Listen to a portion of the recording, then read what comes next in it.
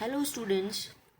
Now the topic that you have to learn that is very important.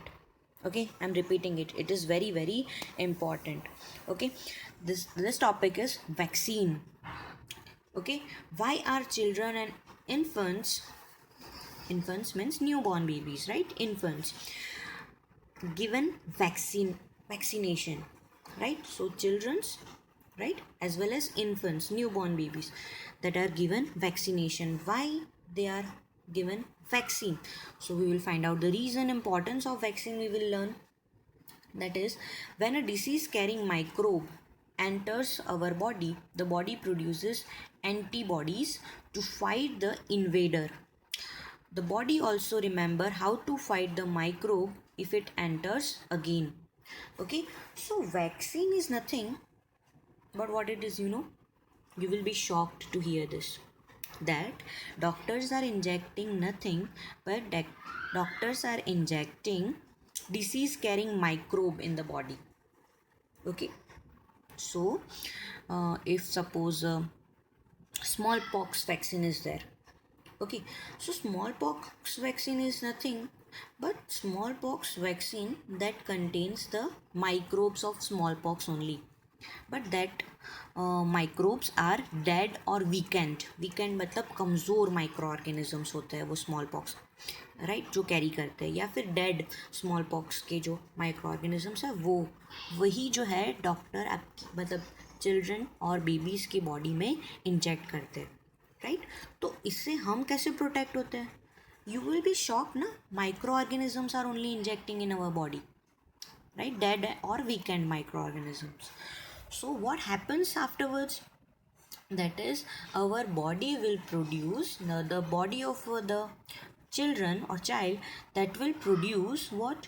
Antibodies. So the word is very different. Don't get combined or confused with the other word that you have learned. Antibiotics is different. Antibiotics are prepared with the help of beneficial microorganisms, right? The medicines that are prepared with the help of beneficial microorganisms, that are antibiotics, that is different. But antibodies that are produced in any individual after giving vaccine. Okay, so when doctor inject this disease carrying microbe, at that time body will produce antibodies. तो अगर आपको समझना है तो कैसे समझोगे आप? जैसे कि हमारे देश पे किसी ने अटैक कर दिया, तो हमारे देश के जो सोल्जर्स है, राइट, आर्मी है हमारे देश की, वो क्या करेगी? वो बैठी थोड़ी ना रहेगी, वो क्या करेगी? वो एक्टिव हो जाएगी. और वो एक्टिव हो जाएगी तो जैसे ही जो एनिमीज़ है हमारी कंट्री में आने की कोशिश करेंगे, वो उनको डिस्ट्रॉय कर देंगे, उनको मार देंगे, राइट और रॉन्ग? तो that is only the thing. कोई माइक्रो ऑर्गेनिज्म हमारी बॉडी में जाता है तो हमारी बॉडी वो माइक्रो ऑर्गेनिज्म को, वो एनिमी को पहचान जाती है, और वो जब पहचान जाती है तो वो एंटीबॉडीज़ बनाती है हमारी बॉडी में. एंटीबॉडीज़ बनते हैं मतलब आर्मी बनती है हमारी बॉडी में, और वो आर्मी जो है वो डिसीज़ कॉजिंग माइक्रो ऑर्गेनिज्म को ख़त्म कर देगी. फिर वो आर्मी जो है वो क्या कह सकते हैं हम, वो through out the life, right, that antibiotics will remain in the body. Okay, जैसे कि कोई एनिमी ने हमारे कंट्री पे अटैक कर दिया, तो एक बार अटैक किया, राइट, तो वो एनिमी हमारे लिए अननोन होता है. तो अननोन है तो उन्हें डिस्ट्रॉय करने के लिए हमें टाइम लगेगा. पहले तो वो एनिमी को हमें स्टडी करना पड़ेगा ना, कि भाई कौन से देश से है, राइट, उनके पास कितने इक्विपमेंट्स है, वो कहाँ कहाँ से अटैक करेंगे, कैसे अटैक करेंगे, राइट. फिर हम हमारी कैपेबिलिटी चेक करेंगे, हमारे पास क्या क्या है, हम कैसे उनको ख़त्म कर सकते हैं. तो पूरी स्ट्रैटेजी के साथ हमें अटैक करना पड़ता है, राइट. तो उसके लिए क्या लगता है? उसके लिए टाइम लगता है, राइट. सडनली हम वो एनिमी को डिस्ट्रॉय नहीं कर सकते, राइट. लेकिन अब सोचो, पहली बार ख़त्म करने में टाइम लगा, लेकिन सेकंड टाइम अगर सेम टाइप के एनिमी, राइट, अटैक करेंगे हमारी कंट्री पे, तो क्या होगा? तो हम प्रिपेयर्ड है, हमारे पास सब सारे इक्विपमेंट्स है. वो एनिमी अभी हमारे लिए अननोन नहीं है, that enemy is now known. So हम easily or within less time, what we can say that we can destroy that enemy. उनको बढ़ने नहीं देंगे, उनको हमारी देश की जो प्रॉपर्टी है उसको नुकसान नहीं पहुंचाने देंगे. पहली बार अटैक किया था तो उन्होंने मे बी कुछ नुकसान किया होगा हमारी कंट्री में, लेकिन सेकेंड टाइम क्या है, हम प्रिपेयर्ड है, हमारे पास इक्विपमेंट है, हमें पता है उनकी स्ट्रेटजी क्या होगी और हमें उन्हें कैसे डिस्ट्रॉय करना है, सब प्लानिंग रेडी है.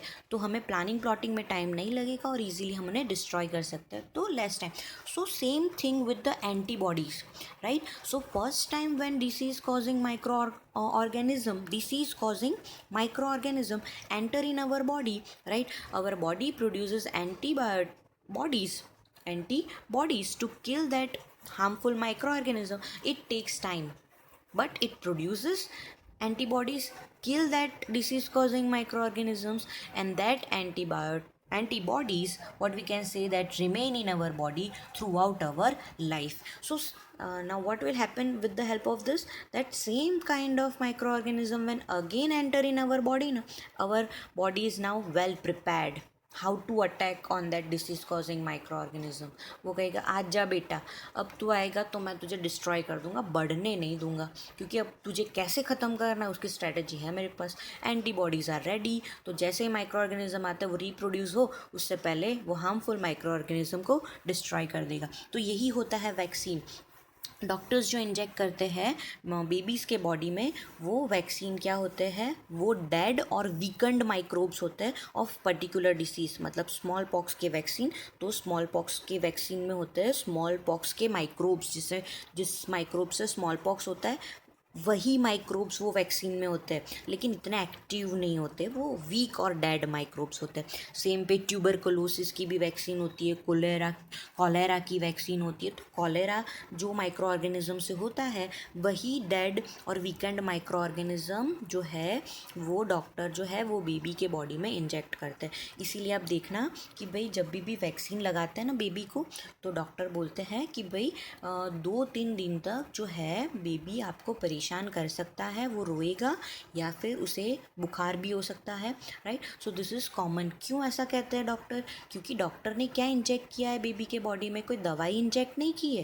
क्या इंजेक्ट किया है, उसी पर्टिकुलर डिसीज़ के डेड और वीकेंड माइक्रोब्स डाले हैं उस बेबी के बॉडी में. तो वीकेंड माइक्रोब्स है ना, हार्मफुल माइक्रोब्स डाले ना बेबी के बॉडी में, तो वो माइक्रोब्स क्या करेंगे, वो माइक्रोब्स जो है वो बढ़ेंगे, राइट. तो तब तक उसकी बॉडी में एंटीबॉडीज़ बनेगी बेबी के बॉडी में वो माइक्रोब्स को मारने के लिए. तो जो टाइम इंटरवल है ना, एंटीबॉडीज़ बनेगी, वो माइक्रोब्स को ख़त्म करेगी, डिस्ट्रॉय करेगी, तो वो टाइम इंटरवल तक जो बेबी की बॉडी है वो थोड़ी what we can say that disturb हो सकती है. और वो जब बॉडी डिस्टर्ब होती है तो उसकी वजह से बेबी को भी थोड़ा अनईजी लगता है, इसीलिए वो रोता रहता है, राइट. इसीलिए डॉक्टर जो है वो फ्लू की और या बुखार की, फीवर की जो है वो दवाई देते हैं, right. But understand this concept about vaccine. Vaccine inject करते हैं तो वैक्सीन क्या कैरी करता है, वैक्सीन कैरी करता है डेड और वीकेंड माइक्रोब्स. और उससे हमारी बॉडी क्या बनाती है, मतलब बेबीज़ की बॉडी क्या बनाती है, बेबीज़ की बॉडी बनाती है antibodies. Okay. Now see, when a disease carrying microbe enter in our body produces antibodies to fight the invader. Okay, invader means this microbes.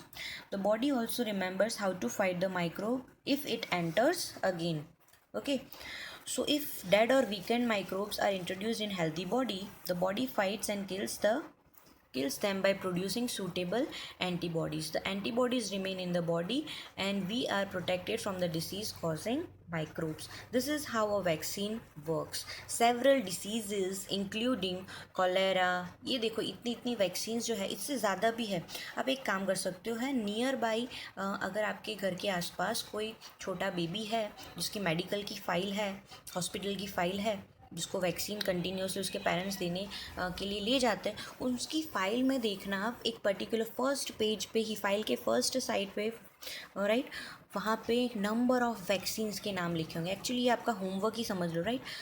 Take out that file and observe the vaccines that at specific interval of time, right, that we need to give to babies, right. Several diseases like cholera, tuberculosis, that is TB, short form of tuberculosis, smallpox and hepatitis can be prevented by vaccination. उसे रोक सकते हैं, right. तो वो scientist का नाम क्या discuss किया था हमने, क्या था वो साइंटिस्ट का नाम जिसने पहली वैक्सीन बनाई थी? That is Edward Jenner. Discovered the vaccine for smallpox in 1798. Okay, तो वहाँ से स्मॉल क्या है, वैक्सीन बनने की जो प्रोसेस है वो चालू हो गई. In your childhood you must have been given injection to protect yourself against several diseases. Can you prepare a list of this disease? See, I have already given you this homework. You may take help of your parents. It is essential to protect all children against this diseases. Necessary vaccines are available in nearby hospitals, right? You might have seen the advertisement on TV and on in newspapers regarding protection of children against polio under pulse polio programme. So polio के drops पिलाते हैं baby को, right, जो advertise होती है 2 बूंद ज़िंदगी की, राइट. और वो एडवर्टाइजमेंट जनरली आप लोगों ने किसको देखा होगा? अमिताभ बच्चन को देखा होगा, राइट, जो कहता है 2 बूंद ज़िंदगी की. तो उससे क्या है, ज़िंदगी की मतलब क्या है? पोलियो एक ऐसी डिसीज़ है, राइट, तो उसकी वजह से जो हेल्दी ग्रोथ होती है बेबीज़ की वो नहीं हो पाती अगर पोलियो से अगर बेबी सफ़र कर रहा है तो, right.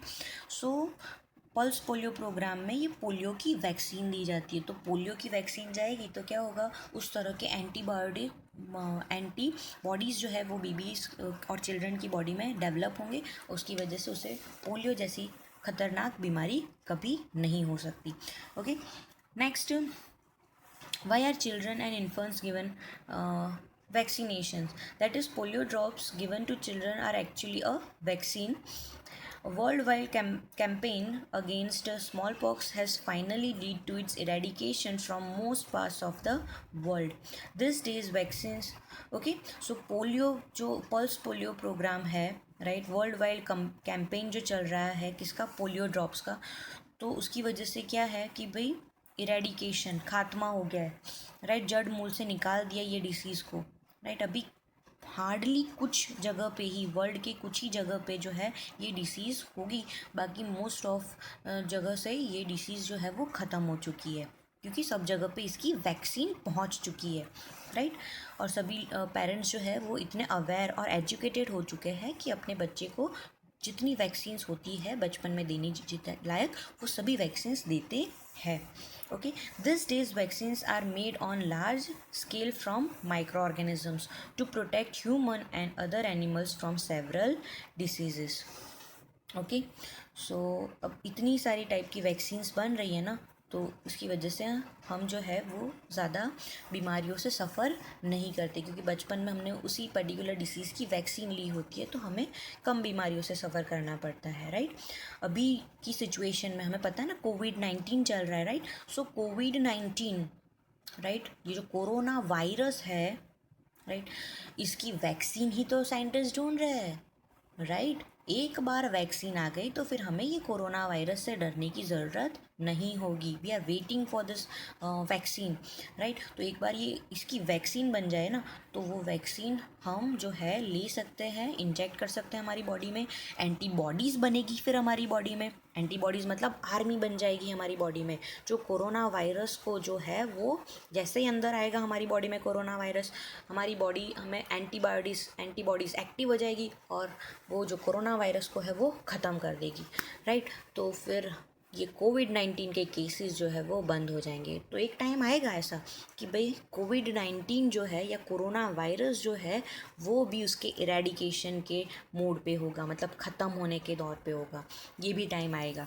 Okay, so we all are waiting for vaccine for corona virus. लेकिन ये वैक्सीन बनना बहुत इजी नहीं है, इट टेक्स टाइम. क्योंकि वैक्सीन कभी भी बनाते हैं ना साइंटिस्ट या डॉक्टर्स तो वो सबसे पहले एनिमल्स पे ट्राई करते हैं, राइट. सबसे पहले मंकीज़ पे ट्राई करते हैं और फिर अगर वो वैक्सीन उन पे इफ़ेक्टिव होती है तो वो वेट करना पड़ता है ना. 1 महीने में रिज़ल्ट थोड़ी ना आ गया. अगर वो भाई 3-4 महीने में वो वैक्सीन रिएक्टिव हुआ और कोई एडवर्स इफेक्ट दिखाया तो क्या होगा? भाई कोरोना से बचा लेगा लेकिन कोई और बीमारी में डाल दिया तो ऐसा नहीं होता. So we need to wait for it, right.